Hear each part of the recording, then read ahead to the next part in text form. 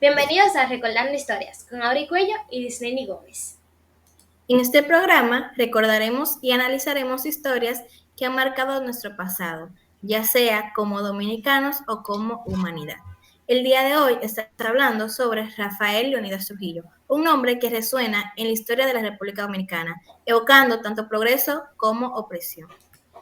Este periodo fue un periodo de contraste, donde el desarrollo infraestructural coexistió con el ferrocontrol y la supresión de las libertades. Hoy exploraremos las múltiples facetas de esta figura controvertida, desde sus inicios hasta su... Rafael Leónidas Trujillo Molina nació el 24 de octubre de 1891 en San Cristóbal. Comenzó su carrera en el sector agrícola y como operador de telégrafos antes de ingresar a la Guardia Nacional Dominicana en 1918, durante la ocupación estadounidense. Su disciplina y estrategia le permitieron ascender rápidamente hasta convertirse en un jefe en 1927. En 1930 tomó el control del país e instauró una dictadura que se mantendría por más de 3 décadas, marcando profundamente nuestra historia.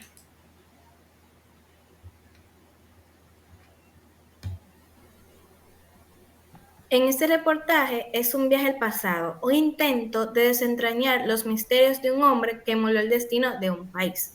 Hoy nos acompañan historiadores quienes nos ayudarán a comprender la complejidad de Trujillo y el impacto de su dictadura en la sociedad dominicana. Estos son el licenciado Renato Lorier, la licenciada Vidania Torres, el licenciado Orlando Pichardo y la licenciada Aleni Moleno. Buenas Buenas noches. noches, buenas noches. Buenas noches. Buenas noches. Espero que estén todos bien. Gracias, igual. Como ya mencioné anteriormente, vamos a hablar sobre Rafael Leónidas Trujillo. Este era un líder innato, por lo tanto, él tenía ese don del convencimiento. Así que, licenciada Torres, nos gustaría saber a todos cómo Trujillo logró consolidar su poder y qué estrategias utilizó para mantener el control sobre la República Dominicana.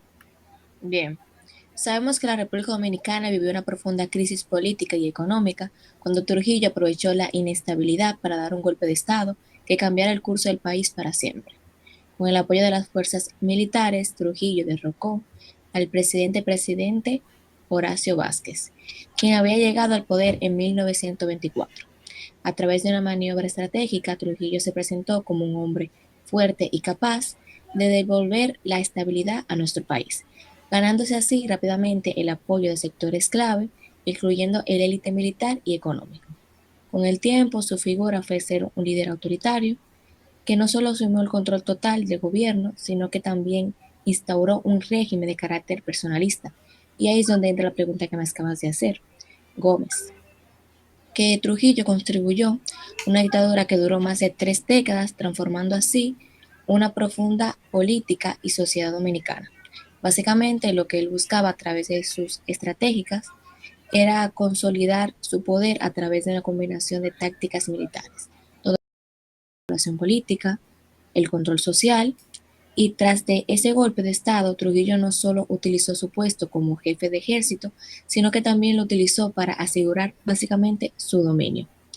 Algunas de las principales estrategias que él utilizó fue el control militar abusivo, donde él logró manipular y controlar a las Fuerzas Armadas, asegurando así que otros o aquellos leales a él lo tuvieran como puesto clave en el gobierno o en el ejército. Otra que también utilizó, que fue una de las que más utilizó, fue la manipulación de la economía, donde a través de una intensa propaganda, Trujillo cultivó una imagen de líder casi divino, donde los medios de comunicación básicamente promovían su presencia constantemente.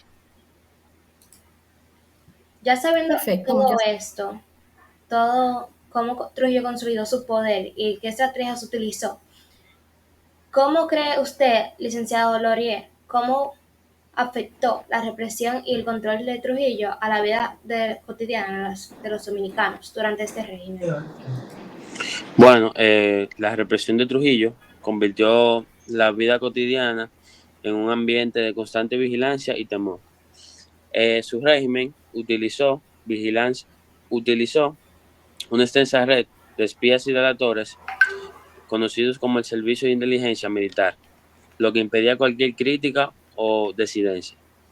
La gente tenía miedo de hablar libremente, incluso en sus propios hogares, ya que podían ser denunciados por amigos, vecinos o familiares, quienes eran sospechosos de oponerse al régimen que enfrentaban encarcelamiento, tortura e incluso la muerte. Las ejecuciones de opositores y la censura absoluta en los medios aseguraban que solo se difundiera propaganda oficial para los ciudadanos comunes. La vida se desarrollaba bajo estricta obediencia para acceder a empleos, educación o beneficios del Estado. También se exigía lealtad al régimen y muchas veces participación en actividades que honraban a Trujillo, y la economía también estaba controlada y muchas empresas y tierras fueron confiscadas para beneficiar a la familia del dictador, dejando a la mayoría de la población con oportunidades limitadas. Muchas gracias.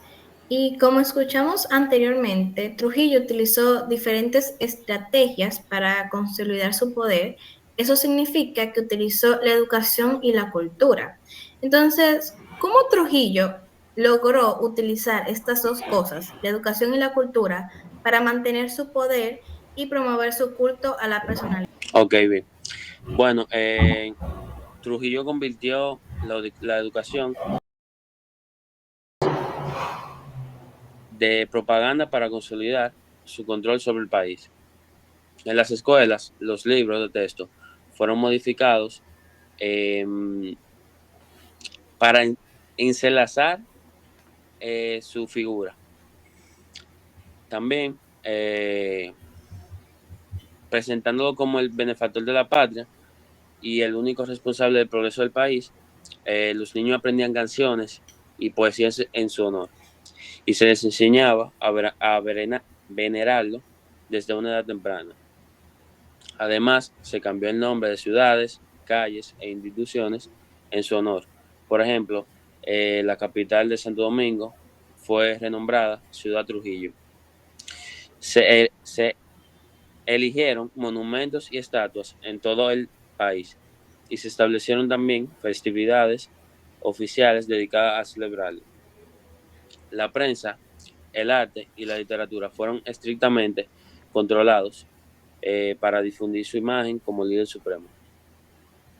También cualquier forma de expresión cultural que no lo exaltara era censurada, y los artistas e intelectuales que se atrevían a cuestionarlo eran perseguidos. Todo esto contribuyó a crear un culto a la personalidad que mantuvo su dominio absoluto sobre la población por más de 30 años. Ok, esto es bárbaro y se podría decir que hasta aterrador, porque al controlar los que los niños aprendían en las escuelas y lo que la gente veía y escuchaba, Trujillo buscaba que la sociedad no solo lo obedeciera, sino que también lo admirara. Esta forma de hacer que la gente lo viera como un líder casi perfecto yo considero que fue su mejor estrategia para mantenerse en el poder por más de 30 años. Muchas gracias, licenciado Lorien. Y ahora para hablar un poco sobre el papel de la mujer, licenciada Maleno, ¿de qué manera el régimen de Trujillo utilizó la imagen de la mujer para consolidar su poder y proyectar una imagen positiva tanto a nivel nacional como internacional? Claro. Bueno, el régimen de Trujillo se valió de la figura de la mujer para proyectar una imagen positiva de su gobierno. La mostraba como un símbolo de belleza, de virtud y modernidad, hasta de progreso. Todo con el objetivo de proyectar una imagen de una República Dominicana moderna y civilizada ante el mundo, cosa que no era así. Y bueno, en concursos de belleza y actos públicos, mucha propaganda fueron parte de esas estrategias, y la mujer dominicana se convirtió en un rostro bonito que servía para mostrar el bienestar del país. pero detrás de esa fachada se ocultaba una realidad mucho más oscura. Muchas mujeres eran controladas, manipuladas y en algunas ocasiones incluso víctimas de abuso por parte del mismo dictador. Lo que parecía incluso realidad eh, como una forma de más de control y de encubrimiento de lo mismo del régimen. Él se cubría de esto con esa cosa que hacía con las mujeres. Muchas gracias. Pasando un poco al tema económico. ¿Cuáles fueron las principales características del modelo económico implementado por el régimen de Trujillo y cómo afectaron la economía dominicana, licenciado Pichardo? Sí, mira, te explico. Trujillo implementó un modelo centralizado y autoritario, con fuertes intervenciones del Estado en la economía. Nacionalizó empresas clave, impulsó obras públicas, modernizó la infraestructura y promovió la autosuficiencia. Sin embargo, muchas de las empresas fueron puestas a nombre del propio Trujillo, creando un monopolio estatal personal, lo que significaba, lo que significaba que todas las empresas casi eran o de él o puestas como si fueran de él.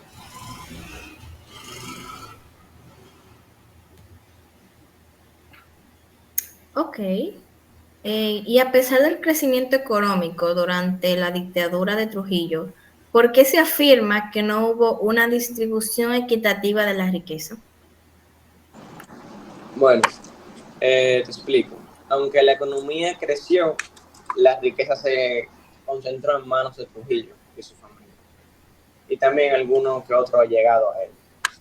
La mayoría de la población vivía en pobreza, sin acceso a muchos de los bienes que ya tenían estas personas que ya mencioné. Tampoco tenían un buen desarrollo económico en el sentido monetario. Eh, y la mayoría de personas vivían en una alta pobreza. Entonces, por eso era que no había una buena distribución de las riquezas en ese entonces. Pero ahora es que yo vengo a caer en cuenta de por qué se crearon los sindicatos. Y es porque cuando existía el régimen de Trujillo no existían los sindicatos y no había nada ni nadie que peleara y protegiera los derechos de los ciudadanos o de las comunidades y trabajadores. Y gracias, por decirlo así, gracias a la dictadura se vio la necesidad de crearlo. Y mirándolo por el lado positivo, o sea, de algo malo, se puede sacar algo bueno, como fueron los sindicatos. Y ya que escuchamos eso, siempre en el colegio, en todos los lados, nos han dicho de que Trujillo logró eliminar la deuda externa con Estados Unidos. Así que, ¿cómo fue que Trujillo logró eliminar esto y cuál fue la relación económica de la República Dominicana con los Estados Unidos durante ese periodo? Sí, mira, la reducción de la deuda externa y la relación en Estados Unidos en ese entorno, en ese periodo, fue la siguiente. La reducción de la deuda fue que Trujillo pagó gran parte de la deuda externa para fortalecer su imagen y ganar independencia económica. Aún así, mantuvo una estrecha relación con Estados Unidos, que toleró su régimen por razones geopolíticas y de estabilidad regional.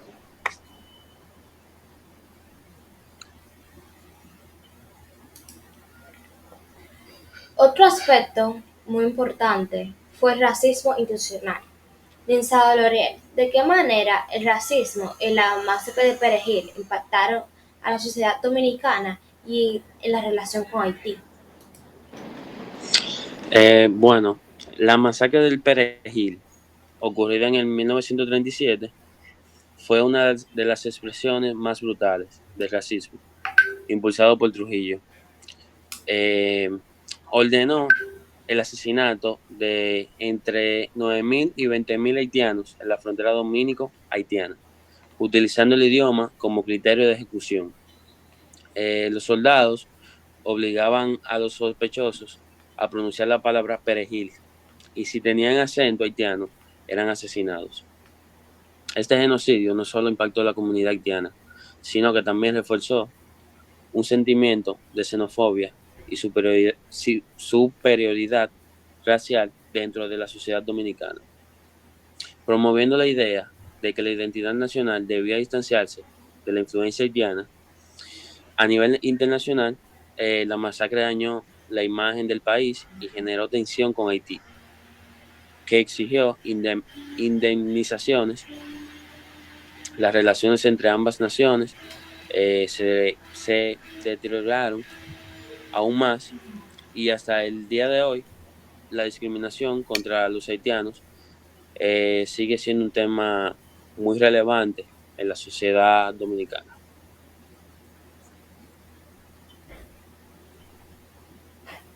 Ok, muchas gracias. Anteriormente hablamos sobre el papel de las mujeres, pero me quedó esa entrañita ahí de unas mujeres que siempre hemos escuchado su logro, y es de las hermanas Mirabal. Las hermanas Mirabal tuvieron un papel muy importante en este régimen y nos gustaría saber cuál fue ese papel. O sea, qué papel ellos jugaron, las hermanas Mirabal jugaron en el régimen de Trujillo. Por supuesto. Bueno, las hermanas Mirabal tuvieron un papel fundamental en la resistencia contra la dictadura de Trujillo. Fueron parte activa del movimiento 14 de junio y no dudaron en enfrentarse de manera directa al régimen, algo que en ese momento era exactamente peligroso. Pero su valentía y su firmeza y su compromiso a la libertad las convirtieron en un verdadero símbolo de lucha. Bueno, luego de el asesinato de Patricia, Minerva y María Teresa en 1960 causó una enorme indignación, no solo en el país, también internacionalmente marcó mucho. Ese crimen marcó un punto de no retorno y ayudó a acelerar el fin de la dictadura. Hoy las hermanas Mirabal son recordadas como mártires y también como ejemplo de coraje, dignidad y amor por la patria. Su historia sigue viva, inspirando nuevas generaciones a no aguantar silencio frente a las injusticias. Ok, para hacer un pequeño resumen de lo que ella dijo, es que aunque el régimen buscó la participación de las mujeres para fortalecer su imagen, hubieron mujeres como las hermanas Mirabal que desafiaron activamente ese poder, arriesgando sus vidas por un futuro democrático para su país. La historia de las mujeres durante la dictadura de Trujillo es compleja y muestra tanto la influencia del régimen como la valentía de quienes se resistieron a él.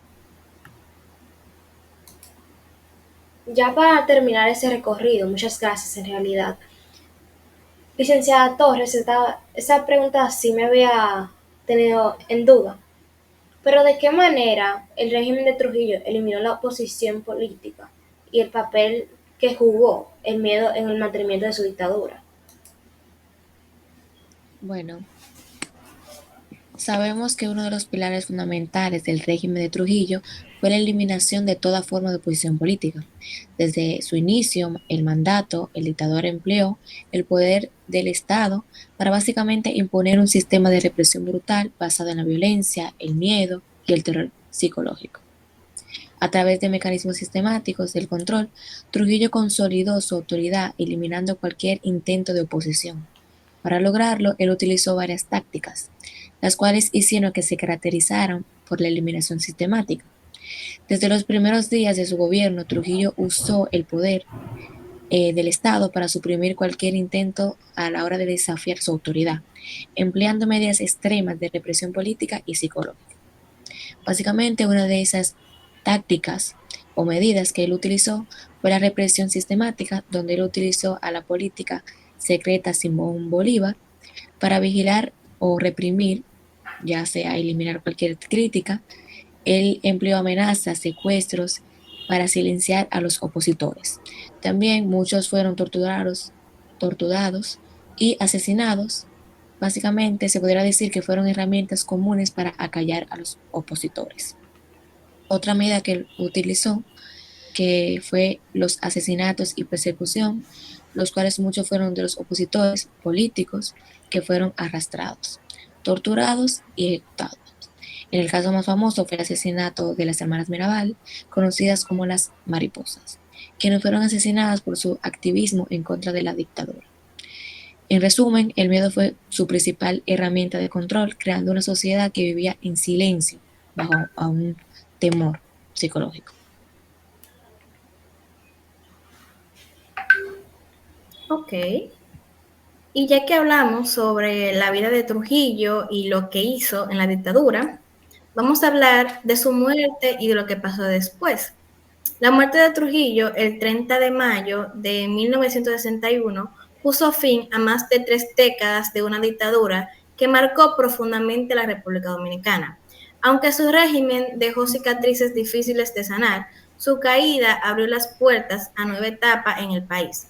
El pueblo que vivió bajo su control autoritario comenzó a luchar por una democracia más justa y libre. A pesar de las huellas que dejó, la historia de Trujillo nos recuerda la importancia de proteger la libertad y los derechos humanos, para que nunca más se repita lo vivido durante esos años oscuros. Y con esto concluimos nuestra emisión de hoy.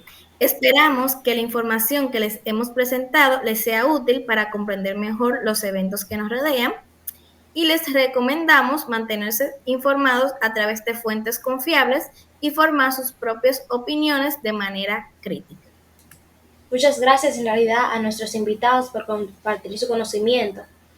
Hoy hemos visto cómo el poder absoluto de una figura puede transformar a una nación entera, para bien y para el mal. Quiero recordarles a ustedes que nuestra historia es parte de nuestro deber como ciudadanos.